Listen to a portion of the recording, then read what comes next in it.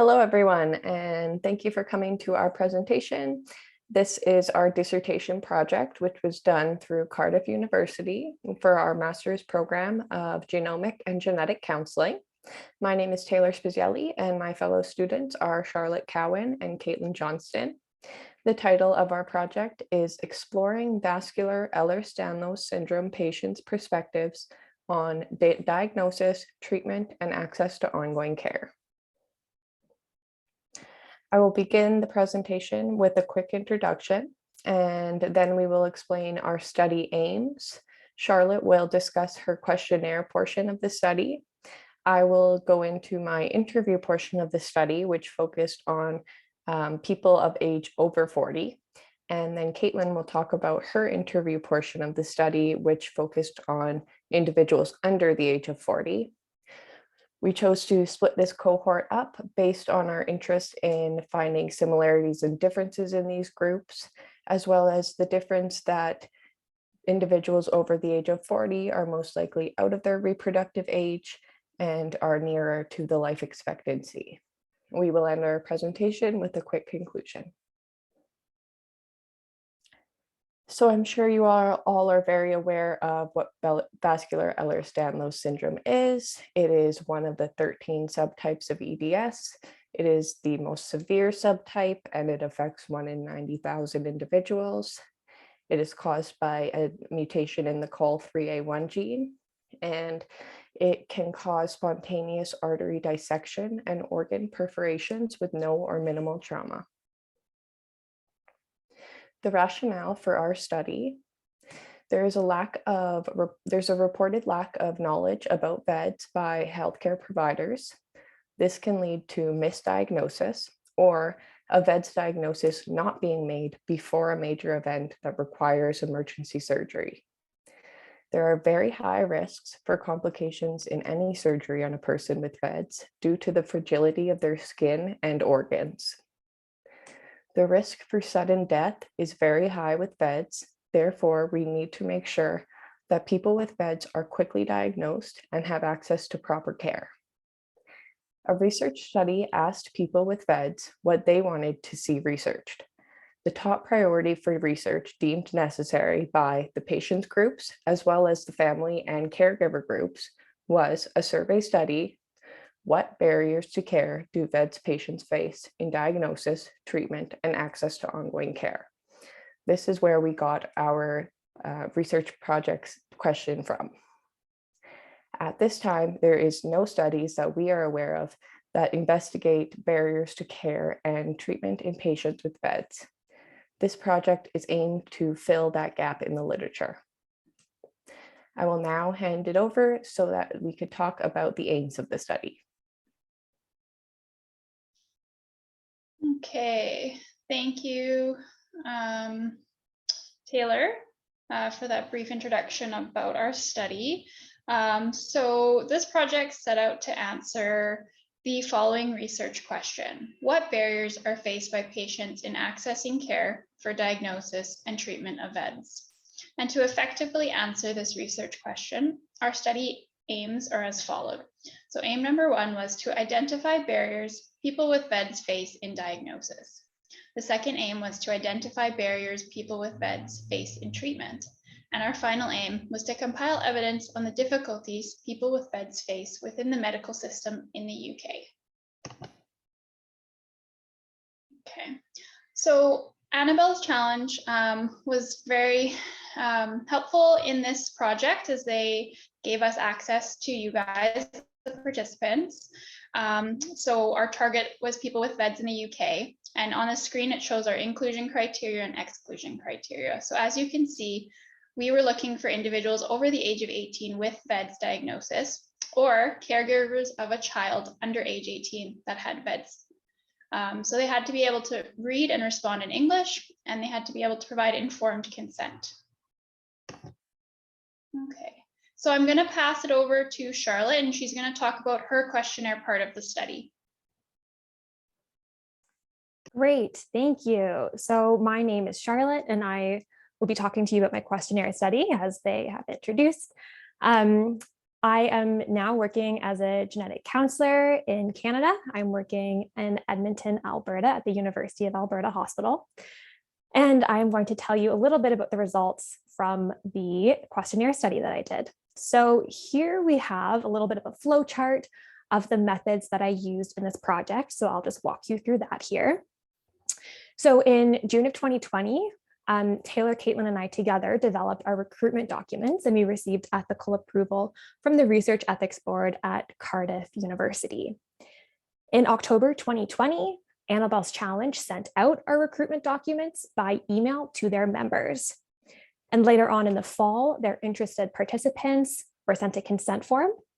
And once that consent form was completed, I sent them the link to the online questionnaire.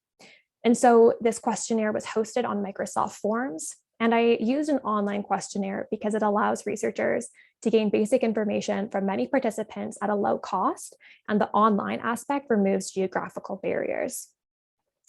So the questionnaire used multiple choice questions, and participants were presented with 27 to 30 questions based on their responses. So for example, if I asked a question about pregnancy in vEDS, if participants said they had not had a pregnancy after their diagnosis, they then skipped those follow-up pregnancy questions. And so that's how participants had in between 27 and 30 questions. So just following along in the flow chart to January 2021, a reminder email was sent to anyone who had not submitted a consent form. And then in mid-February, the questionnaire closed and my data collection had ended. So in total, I had 31 participants who completed the online questionnaire. 28 participants were adults with vEDS, and then I had 3 participants who were parents, and they were completing the questionnaire on behalf of their child with vEDS. So then in March of 2021, I completed my data analysis on SPSS using descriptive statistics.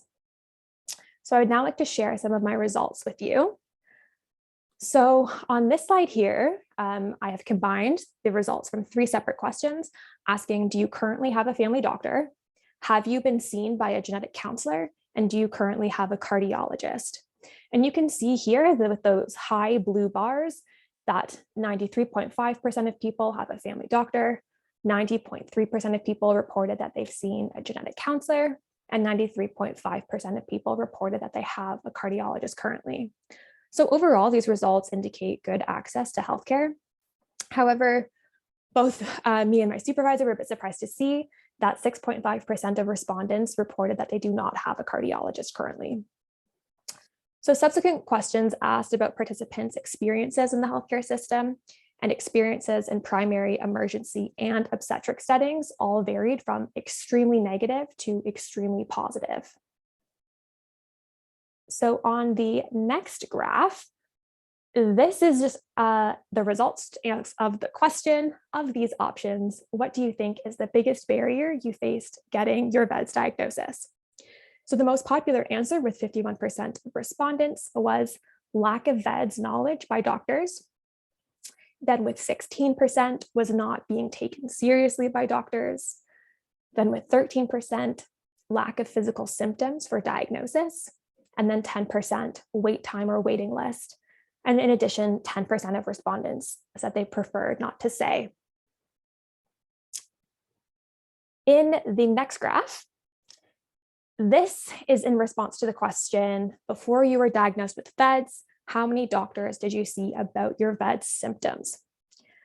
So 15 of 31 said that they saw in between 1 to 3 doctors before their diagnosis. However, 12 of 31 said they saw 4 or more doctors in order to get their diagnosis. And this led to an average diagnostic delay of 5.64 years between the time participants reported that they had sought medical attention for symptoms associated with vEDS, and then when participants reported their diagnosis of vEDS. In addition, 30% of participants reported a misdiagnosis, which led to delays in getting proper treatment and medical care for vEDS. So this slide here shows you the different misdiagnoses that were reported by the participants. And there were some interesting overlaps, and that included Marfan syndrome, gastro issues or IBS, blood issues or platelet issues or anemia, a diagnosis of easy bruising, as well as a diagnosis of either being double jointed or hypermobility. So it's interesting being able to look at those patterns of common misdiagnoses in vEDS. So that was a quick overview of some of the results. Thank you very much, and I will now pass it back to Taylor. Okay, so as I mentioned, my name is Taylor. I am also working as a genetic counselor in my hometown of Thunder Bay at the Thunder Bay Regional Health Science Center. And I did my project on the over 40 years old population, and it was a qualitative study using interviews. So as Charlotte mentioned, we did our recruitment and I ended up with 13 participants, which I was very happy with. And I conducted semi-structured recorded interviews. These were done as computer interviews because of the geographical barrier. The interviews were done between 30 to 90 minutes. After the interviews were complete, I did a verbatim transcription of each interview, and I followed a thematic analysis process, first coding the data for interesting findings and similarities in the interviews. I then used thematic analysis to find overarching themes that really represented the common data and how it related to the research question. This led to my final thematic map. So this chart right here shows all 13 of my participants. It shows that 11 of the 13 participants have experienced a vEDS-related episode. 9 of these 13 actually received their diagnosis because of this event or episode.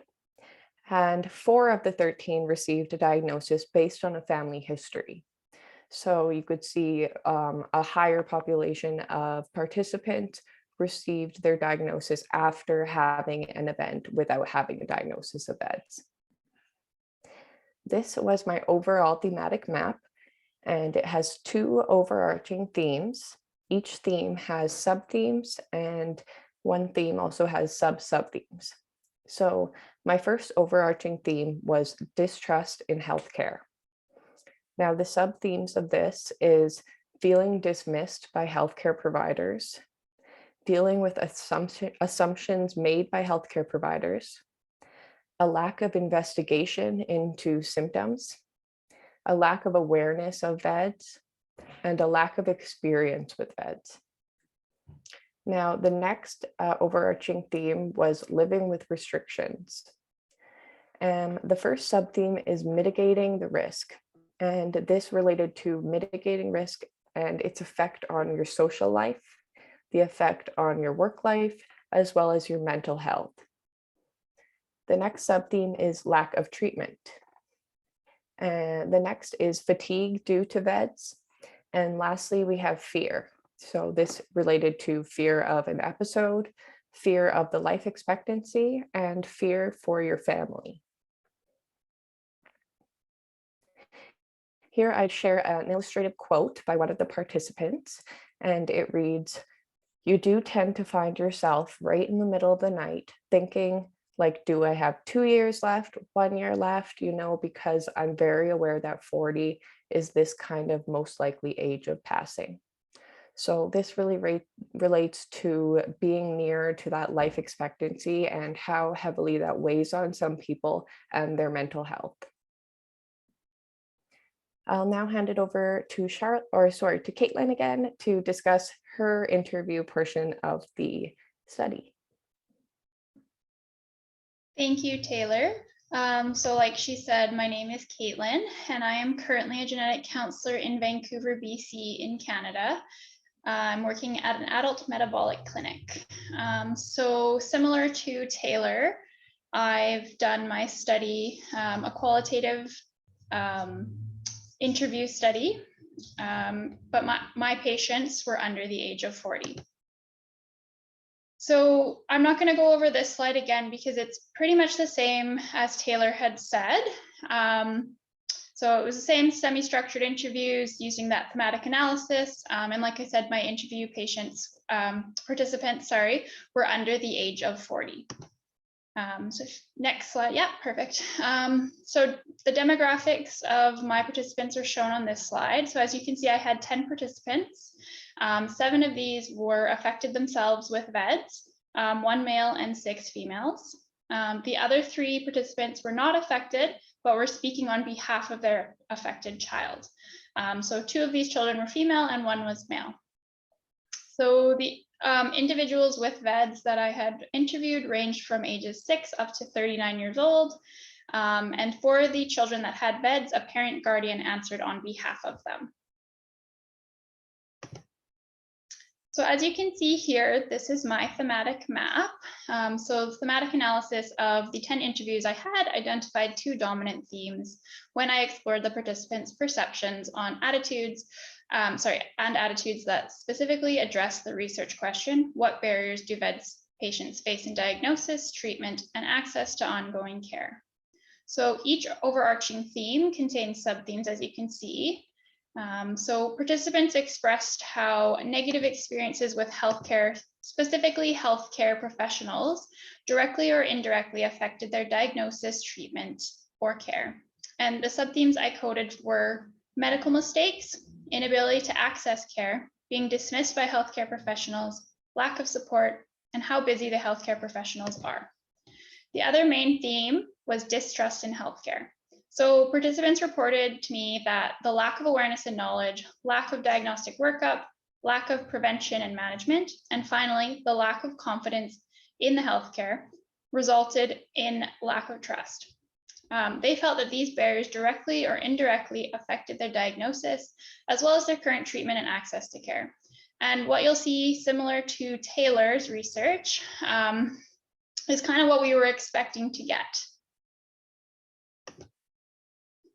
And so here I also have an illustrative quote, and this illustrates the lack of knowledge by healthcare professionals. So this participant said, she did actually speak to her doctor and say, I think I've got that. And he showed her a picture on the computer and said, you do not look anything like this. Don't be so silly. You do not have vEDS. And so they refused to test. Okay. And so while everyone's experiences with their diagnosis, treatment, and access to ongoing care did differ, the overarching themes discussed represented the overall participants' perceptions. So many of the quotes that I had were very interlinking and encompassed multiple sub-themes. However, the data indicates that individuals with vEDS face many barriers. So based on the number of participants who commented on each sub-theme, the sub-theme lack of knowledge and awareness showed to have the greatest overall impact for these participants. And I think that was very similar, as you saw earlier in the presentation, as Taylor and Charlotte had also said. So I'm just going to pass it on to Charlotte to end our presentation with the conclusion. Thank you, Kaitlyn. So I will now share with you the conclusions and implications of our study. So this is the first study to our knowledge to reveal the significant and specific barriers individuals with vEDS face in regards to their diagnosis, treatment, and access to ongoing care. This study supports the introduction of professional education programs to increase awareness and understanding of vEDS within clinical practice. As well, our study found that more focus is needed on the psychosocial aspects for individuals with vEDS. And finally, the study did find a reported knowledge gap on vEDS in emergency care settings, leading to negative healthcare experiences. So I wanted to end our presentation by thanking all of our participants for participating in our dissertation projects.